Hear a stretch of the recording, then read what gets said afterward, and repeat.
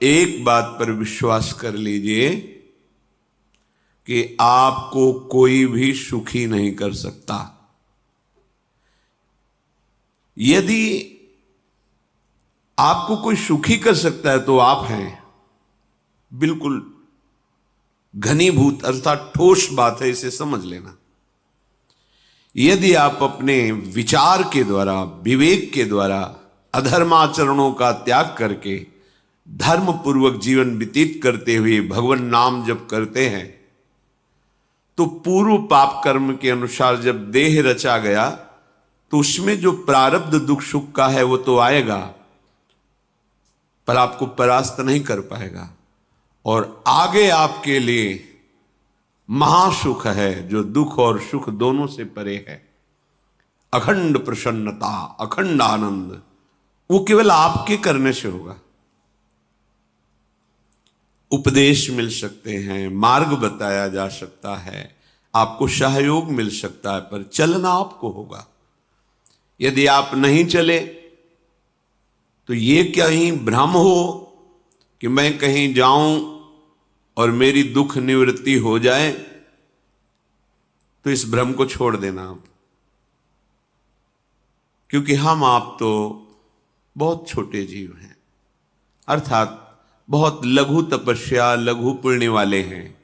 हम उन महापुरुषों की बात करते हैं जिन्होंने आजीवन ऐसा तप संचय किया, फिर भी उनके शरीर में भारी से भारी दुख देखे गए।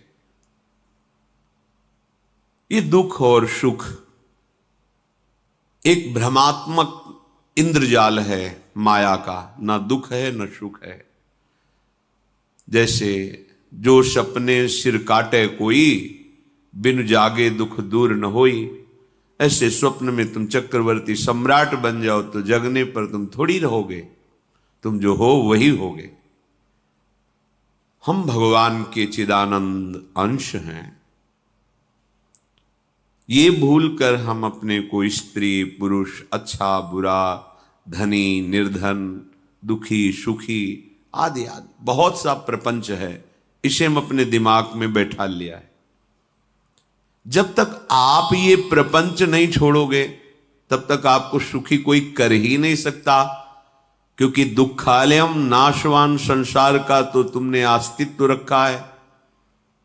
अगर ये किसी के दूर करने से होता तो स्वयं जगत गुरु परब्रह्म परमात्म तत्व भगवान श्री कृष्ण सामने हैं और अर्जुन को कह रहे हैं, मात्रा स्पर्शास्तु कौन्तेय शीतोष्ण सुख दुखदा आगमा पायनो अनित्यास्तास्तितिक्षस्व भारत।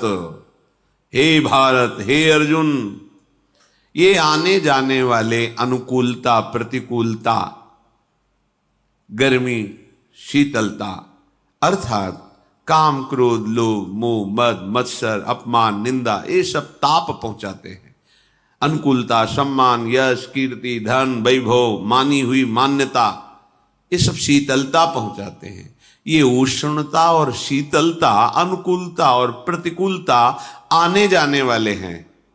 भगवान ये नहीं कह रहे मैं मिटा दूंगा, कह रहे तास तितिक्षस्व भारत।